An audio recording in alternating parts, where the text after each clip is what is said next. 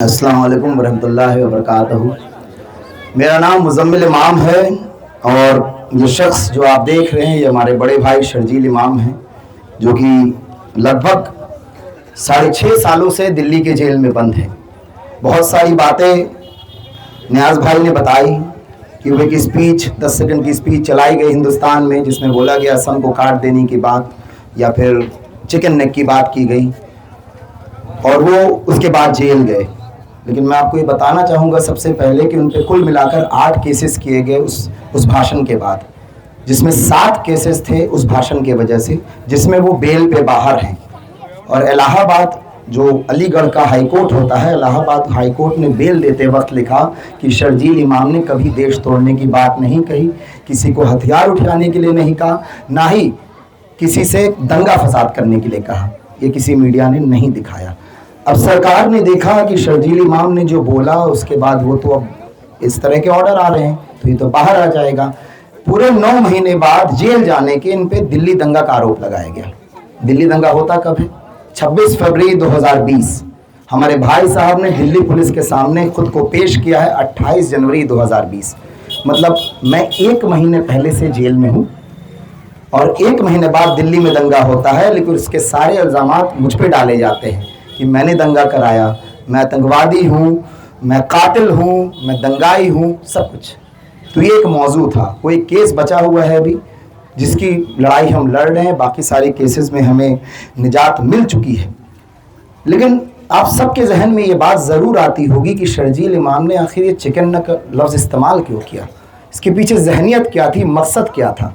तो मैं आपको बताना चाहूँगा कि मुसलमान ये जो CNRC लाया गया, जिसके बारे में कई चर्चा हुए, बड़े नेताओं ने बात की, लेकिन किसी ने ये बताया नहीं कि इसका मकसद क्या था, इसका टारगेट क्या था, इसके पीछे जो जहनियत क्या थी, किस जगह ये चाहते थे सही कील ठोकना, हथौड़ी मारना। वो सीमांचल, असम का बॉर्डर एरिया, बंगाल का बॉर्डर एरिया, ये 3 ऐसे जगह है जो बांग्लादेश के बॉर्डर से कनेक्ट करते हैं। चाहे वो सीमांचल का हिस्सा हो गया, चाहे वो बंगाल का हिस्सा हो गया, चाहे वो असम का हिस्सा हो गया।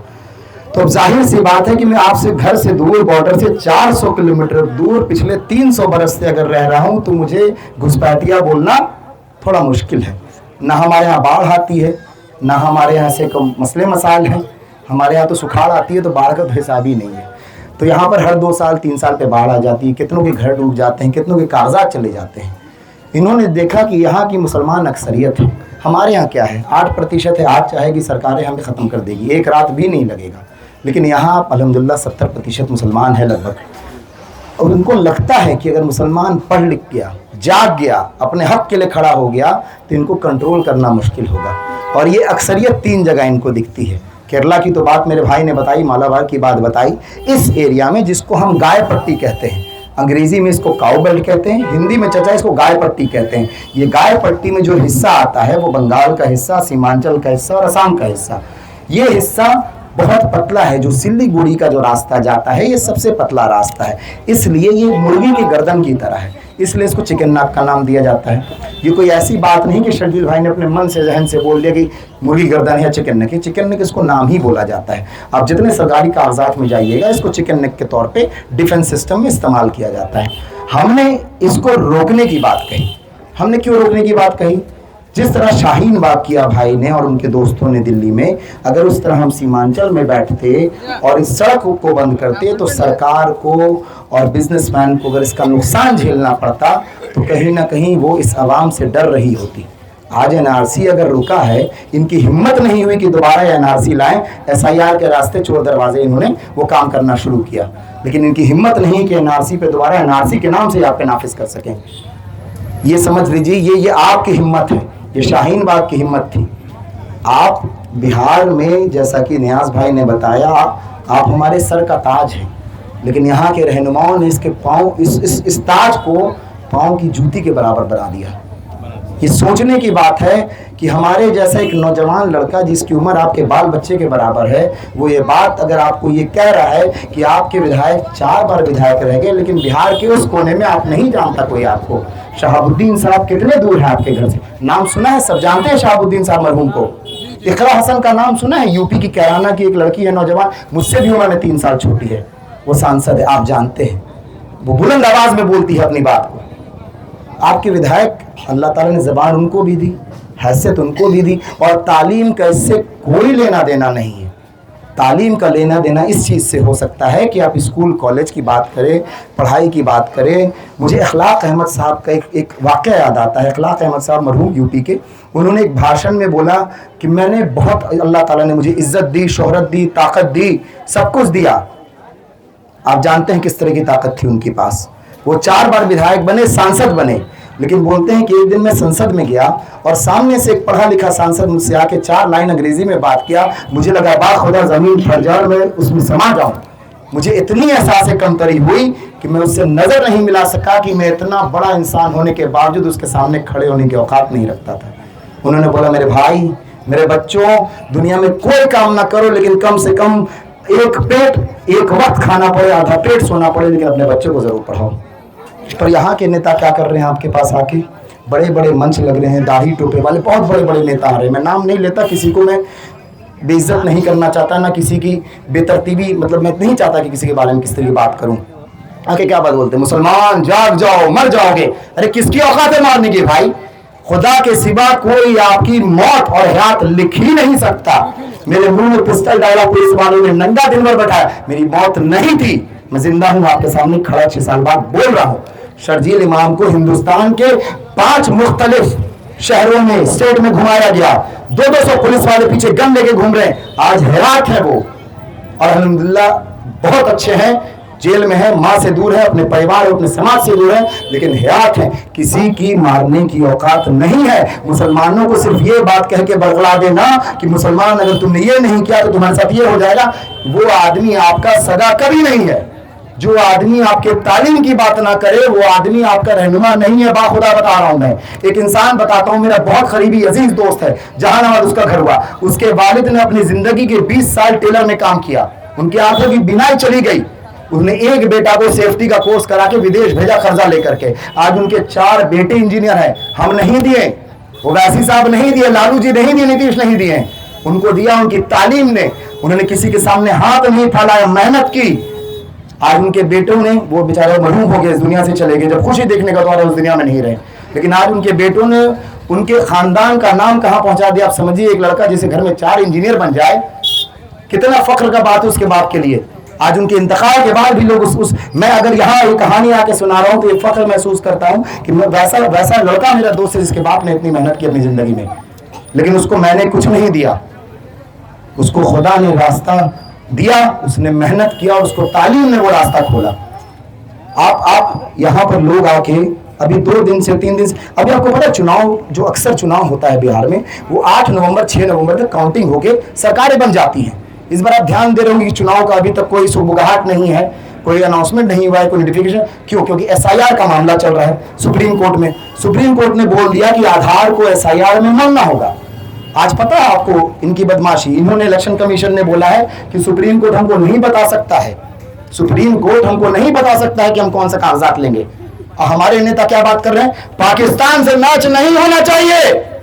वाह, हमारे घर के बच्चों को निकाला जा रहा है, बुजुर्गों को बेघर करने की तैयारी हो रही है सुप्रीम कोर्ट में, और आप बोल रहे खड़े कि पाकिस्तान से मैच नहीं होना चाहिए। आप रहनुमा है हमारे, आपको शायद बुरा लगे, आपने पिछले बार वोट दिया है उनको, कसम खुदा की उनसे मस्जिद में खड़ा के पूछिएगा शाहीन बाग रास्ता गए हैं, उनके खानदान का अगर एक गया होगा, मेरा आपका चप्पल मेरा सर।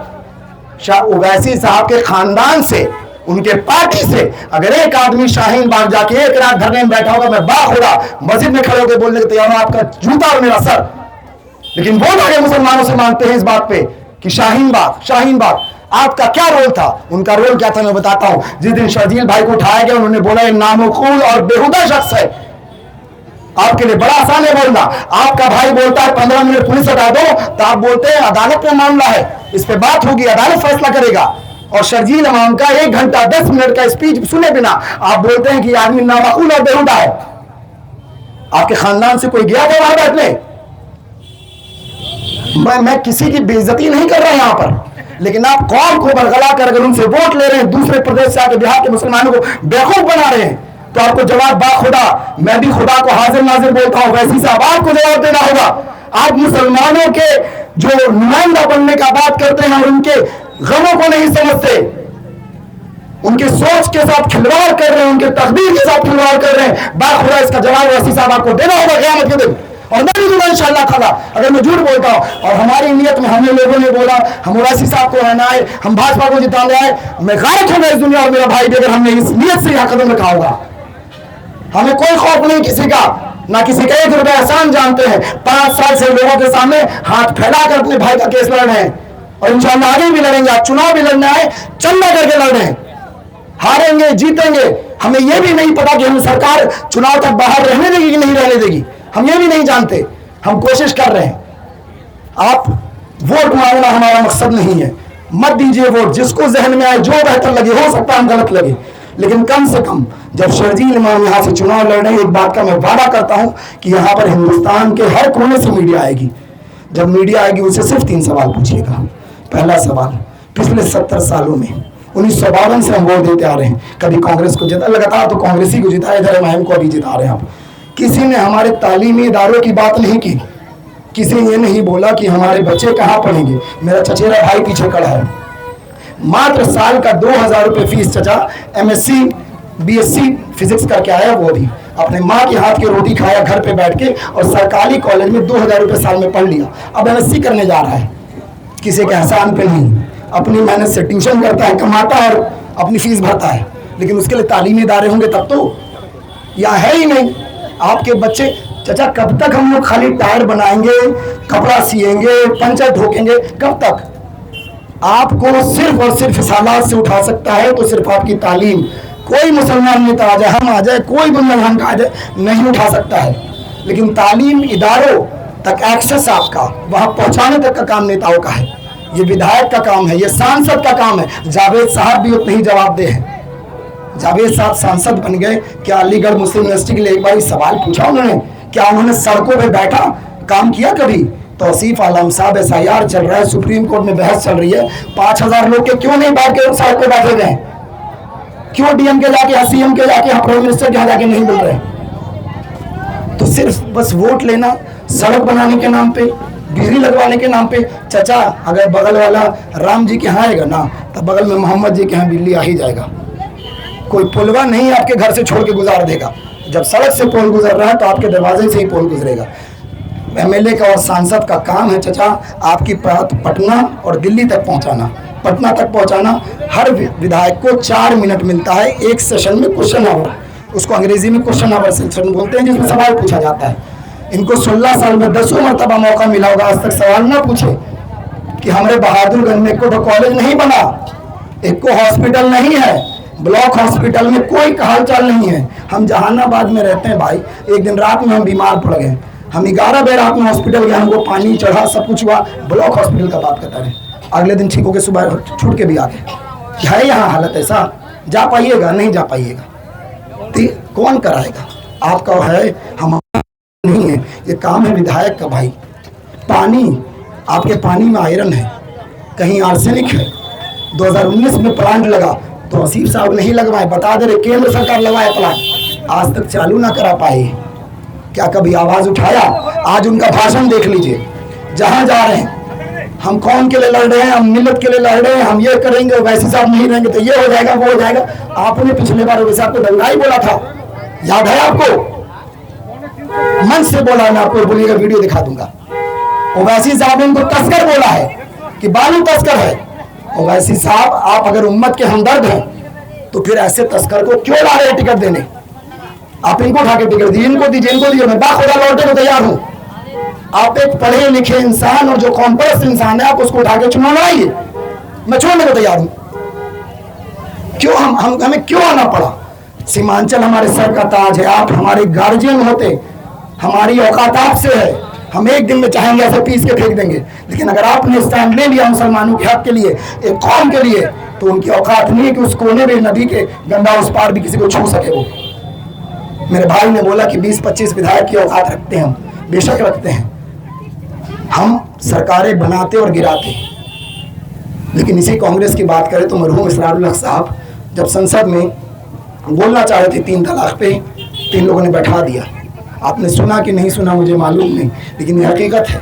इसरारुल हक साहब मरहूम संसद में खड़े हुए 3 तलाक के खिलाफ बोलने को, उनको बैठा दिया इन जलीलों ने, बोला बैठ जाइए। पढ़ा लिखा मुसलमान इनको नहीं चाहिए, इनको चाहिए सिर्फ बेगार जो आपकी सुने और आपको जी हुजूरी करे। शर्जील इमाम के बारे में कांग्रेस मुंह नहीं खोलती, क्यों खोलेगी? क्योंकि शर्जील इमाम बताता है कि भाजपा ने जितना नुकसान किया उससे दुगना नुकसान मुसलमानों का कांग्रेस ने किया। भाजपा 10 साल से है ना चाचा, उससे पहले कौन था? कांग्रेस। आपको लगातार सांसद कौन रहा आपका? एक के बार न खाली शाहनवाज हुसैन जीते हैं, बाकी तो कांग्रेस कांग्रेस कांग्रेस। इतना साल में क्या कर दिया? केट इंस्टीट्यूट ला दिया। आपको लगता हो कि बार बार ये कॉलेज का काहे बात कर रहा है? चाचा तालीम से बड़ा दुनिया में कुछ नहीं है। अगर हम यहाँ खड़े होकर 4 लफ्ज़ बोल पा रहे हैं इसलिए कहा कि मेरे बाप ने मशक्कत से हमें पढ़ा दिया, उसके सिवा कुछ नहीं है। मैं बस आपसे आरजू करता हूँ कि जो भी मीडिया वाला आपके पास है, जो भी चुनाव में आए नेता, उनसे बोलिए कि आप हमको लिख के दीजिए। हाथ में मुसलमान ही है ज़्यादातर यहाँ लड़ रहे हैं ना, बोले कुरान उठा के आप लिखिए कि आप दलाली नहीं करिएगा, हमारे लिए कॉलेज मांगिएगा, हमारे लिए हॉस्पिटल मांगिएगा, हमारे लिए आप पानी की लड़ाई लड़िएगा। है मुसलमान सच्चे तो बोलिए कुरान उठा के मस्जिद में खड़े के बाद बोले मैं तैयार हूँ। यही बात मैं गंगी पंचायत गंगी खानखा गया था, वहाँ हमारा एक प्रोग्राम था, नौजवानों ने बोला भाई ना पाइए, हम गए वहाँ पे तौसीफ आलम साहब आ गए। उनके कुछ समर्थक बोलने लगे कि आप इतने बड़े लीडर को बर्बाद कर रहे हैं, आके इनको जीतने नहीं दे रहे हैं। तो मैंने बोला मैं अभी लौटता हूँ, ये मस्जिद है, मस्जिद का सहन है, मैं चलिए कुरान उठाता हूँ और मैं ब्लैंक पेपर पर साइन करके देता हूँ कि मैं 1 रुपये अगले 5 साल अगर जीतता हूँ तो मैं न कमीशन खाऊंगा, नाली में, गली में, सड़क में, पुल में, स्कूल में। आप लिखवाइए तौसीफ आलम साहब से, मैं बाखुदा भी अपना सामान उठाऊंगा बस्ता और लौट जाऊंगा। तो वो उसके बाद एक लफ्ज़ नहीं बोल पाए। अब 5 करोड़ रुपया खर्च करके चुनाव लड़ रहे हैं चाचा, तो गाही तो करेंगे ना बेचारे। आम लोग झोली लेके निकले हुए हैं, 500-500 रुपये ले रहे हैं, तो हमको फ़र्क नहीं है कि हम ना लगा रहे हैं ना। हमको बहुत लोग कॉल किया 1 लाख रुपए दे दीजिए, 500 रकम खड़ा कर देंगे भीड़। हम बोला हमको 5 आदमी सुनेगा, हम खुश हैं, हम लौट जाएंगे, लेकिन हमारा औकात नहीं कि हम आपको 1 लाख रुपए देंगे। अगर हम किसी से लेके भी आपको देते हैं तो हमको उसको लौटाना है। उसको लौटाने के लिए जाहिर बात है कि जब कुछ होगा ऐसा मौका हम चाहेंगे कमाएं उसको लौटाएं, अपने अब्बा के घर से तो दे नहीं पाएंगे। तो जाहिर बात है चाचा, हम बोला कि वो लिख के दे दें, हम लौट जाएंगे। नहीं तैयार हुए, नऊ अब उल्टे पाँव लौट गए तौसीफ साहब। बस यही आरजू चाचा कि हो सकता है मैं छोटा हूँ, मुझसे ज़बान से कुछ गलती हो गई हो, कुछ गलत निकल गया हो। होता है ऐसा, जब आदमी कोई चीज़ को बहुत जहन पे लेके चलता है तो कुछ गलतियाँ हो जाती हैं, बेटा समझ के माफ़ कीजिएगा। लेकिन बस एक बात फिर से बोल के जा रहा हूँ कि आप पे जिम्मेवारी हमारी है, शर्जील इमाम की नहीं, पूरे अवाम की, बिहार के, गंगा के उस पार के सारे मुसलमानों की जिम्मेवारी आप पे है। अगर आप नहीं लीड करेंगे, नहीं आगे हाथ बढ़ाएंगे तो हम किसी काबिल नहीं, और आपके बिना हम कुछ काबिल नहीं हैं। आज तक आपको हमसे दूर सिर्फ इसलिए रखा गया ताकि कभी हम एक जाति ना हो और कभी हम एक साथ मिल के हिम्मत करके लड़ने की कोशिश ना करें। बहुत बहुत शुक्रिया।